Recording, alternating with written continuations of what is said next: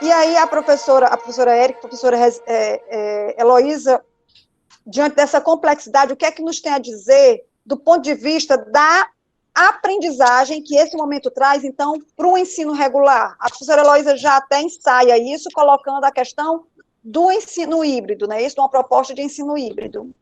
Que outras aprendizagens nós podemos levar desse período? Germânia, eu acho que para os professores, eu acho que vai ser um maior programa de inclusão digital que nós vamos ter. Por incrível por paradoxal que seja, né? Porque as pessoas estão sendo ou forçadas ou convencidas a lidar com ferramentas que até então não usavam, ou por rejeição, ou porque não tinham tempo, ou porque não tinham motivação, ou por questões ideológicas, etc. Então, nós vamos ter um programa de inclusão digital meio na marra, né? Alguns vão levar isso como aprendizado e vão realmente, suas salas de aula nunca mais serão as mesmas. Outros vão, na hora que for permitido, volta para a zona de conforto. Eu acho que a gente tem uma diversidade muito grande de pessoas e vai ter uma diversidade muito grande de reações quanto a isso. Mas a Érica ia falar. Érica?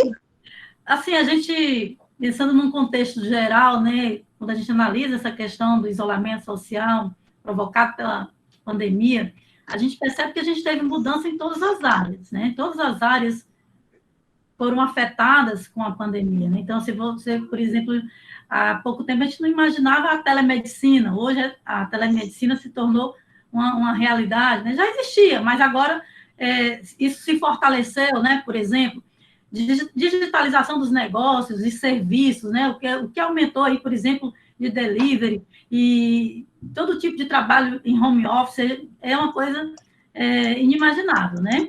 Então, tudo isso mexeu com tudo, com todas as áreas. Você, por exemplo, tem empresa que está repensando se vale realmente ter um ponto fixo da sua empresa, se não é melhor continuar com o home office. Então, isso aí vai, por exemplo, modificar todo o sistema mobiliário, né? Vai afetar o sistema mobiliário de aluguéis, por exemplo, né? Então, a gente percebe que tem mudanças em todas as áreas. Outra coisa que o isolamento traz para a gente traz muitas reflexões, né? Também sobre esse modelo de mundo que a gente deseja, que a gente quer construir, né? Como é que a gente vai continuar? Se a gente vai continuar do mesmo jeito, né? Com as mesmas atitudes, a mesma forma de se relacionar com o outro, com o próximo, né? A gente observar, por exemplo, aí a redução que a gente teve com relação à poluição, né? A emissão, por exemplo, de dióxido de carbono, né? Que diminuiu. Tudo isso a gente percebe a consciência que as pessoas estão tendo com relação à desigualdade social, que sempre esteve presente a desigualdade social, mas parece que as pessoas estão se dando conta do quanto que ela vamos dizer assim, do quanto que ela é pesada, né? Então, as pessoas estão percebendo com mais facilidade essa desigualdade. Isso tudo provocado por esse momento que a gente está vivendo e que deixa as pessoas realmente com uma sensibilidade maior. E aí, todo esse contexto traz uma série de mudanças para todas as áreas, inclusive para a educação. Até tem um termo, que é um termo empresarial, que eles usam muito, que se chama darwinismo digital, né? Que é relacionada à lei de Darwin, a lei de seleção natural. Então, eles colocam a lei de seleção digital, ou seja, eles colocam que vai sobreviver quem conseguir se adaptar, não é o mais forte, né? Mas é aquele que conseguir se adaptar ao avanço tecnológico, ou seja, aquele que vai sobreviver é justamente aquele que melhor se adapte à tecnologia.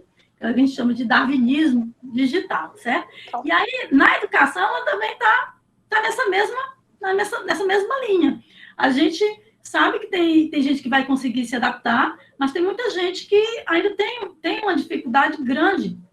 Eu tenho até guardado alguns depoimentos que eu participo, às vezes, de algumas reuniões, algumas situações de professores que dizem assim, olha, eu travei, eu bloqueei, eu não consegui, né? E aí os alunos, é interessante que os alunos se juntam e dão aquele acolhimento ao professor e ajudam o professor, né, na hora daquela aula ao vivo. Então, tem todas essas dificuldades que as pessoas estão enfrentando, né? Então, Isso. pensar na educação, como é que a gente pensa nessa educação, no futuro da educação, nesse pós-pandemia? O que a gente imagina? Eu imagino o seguinte, o que a professora Heloísa disse certíssimo. Primeiro, a gente vai passar por um momento de ensino híbrido. Eu acho que o ensino híbrido ele vai se tornar uma realidade, a gente já falava muito disso, né? A gente que trabalha com tecnologia falava muito de ensino híbrido, mas ele vai se fortalecer muito nesse novo contexto pós-pandemia, certo? A gente vai dar conta que a gente vivia num descompasso muito grande. Tem uma frase do Libânio, que eu gosto muito dela, que ele diz assim, somos professores do século XX, ensinando conteúdos do século XIX para alunos do século XXI. A gente tinha um descompasso, tem ainda esse descompasso muito grande dentro das nossas escolas, e de repente a gente foi obrigada a dar um salto para o futuro, né? A pandemia, ela forçou esse processo de transformação digital das escolas, tá certo? É como se a gente tivesse sido atirado ao mar, e aí vai sobreviver realmente quem aprender a nadar, se não nadar morre, né? Então, é aquela história que o Mohan também fala muito para a gente, né? Que a gente foi muito educado para as certezas e não para as incertezas. Daí essa dificuldade tão grande que a gente vive agora de conseguir se adaptar a essa realidade, né?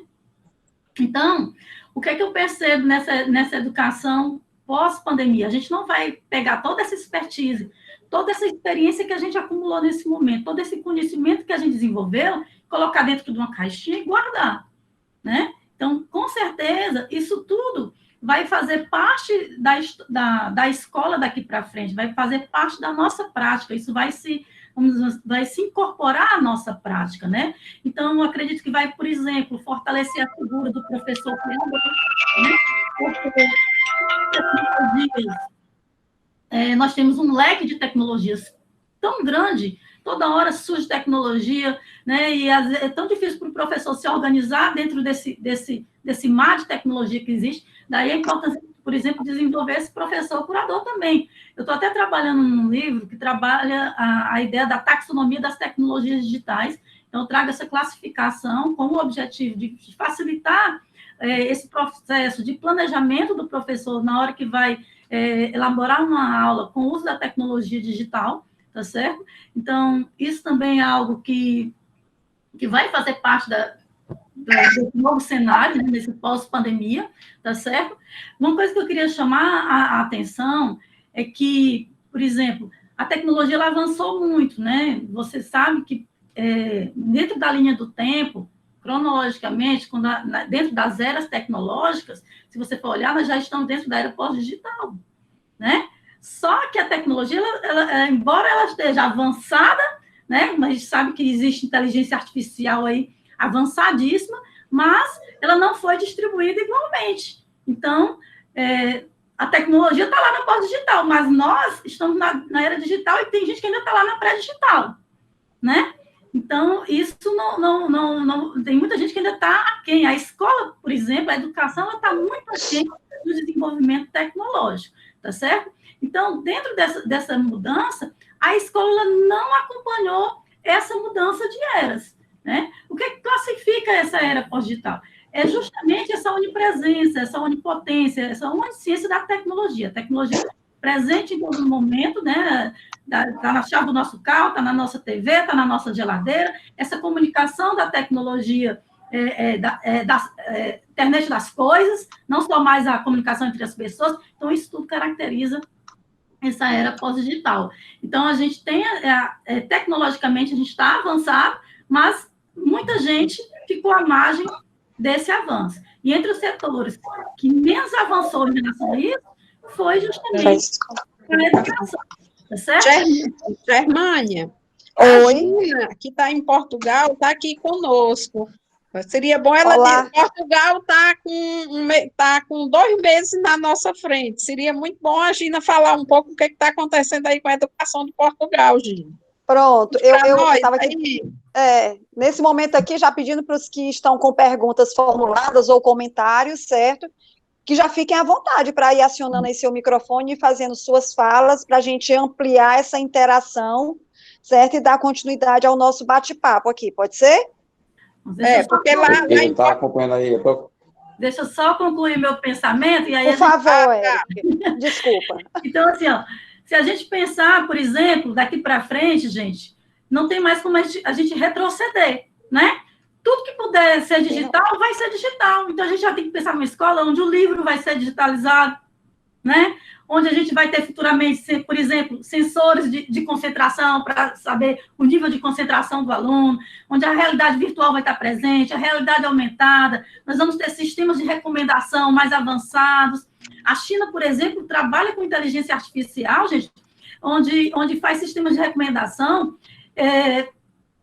de uma forma fantástica para os alunos. Então, eles detectam exatamente quais são as dificuldades que o aluno tem, né? E, a partir daquela dificuldade, ele faz a recomendação daqueles conteúdos, daqueles materiais que são mais necessários para aquele aluno naquele momento. Então, as salas de aulas imersivas, laboratórios imersivos, assistentes pessoais, sistemas de hologramas, então, tudo isso vai ser uma realidade. Pode não ser rápido, pode não ser amanhã, mas isso vai chegar. E aí a gente vai ter que realmente estar preparado e precisa que haja realmente uma política de formação para o desenvolvimento de competências digitais docentes, tá certo? Porque nós ainda estamos com essa dívida com os nossos professores. Existe política de formação, mas quando a gente pensa em tecnologia, isso ainda tem um vácuo muito grande, uma distância muito grande entre aquilo que é falado na formação e aquilo que chega lá na ponta, aquilo que chega ao nosso aluno, certo? A gente precisa aproximar mais essa formação, vamos dizer assim, daquilo que é trabalhado na formação e aquilo que realmente chega ao aluno. Então, uma política de formação para as competências digitais. E eu acho que ter sensibilidade para customizar essas entregas, né? Isso no que diz, e esses caminhos, no que diz respeito aos processos de ensino e aprendizagem, porque como nós falávamos agora há pouco, a questão do acesso, né? Manuel Castells traz muito bem essa questão. Nós temos um acesso à internet que é muito difícil. Eu acho que eu li semana passada, uma CRED aí no município que estava pedindo a um motoboy para ir deixar as atividades para os alunos, porque os alunos não tinham acesso. Então, essa questão de customizar as propostas, dando acesso, fazendo com que a educação seja a mais inclusiva possível.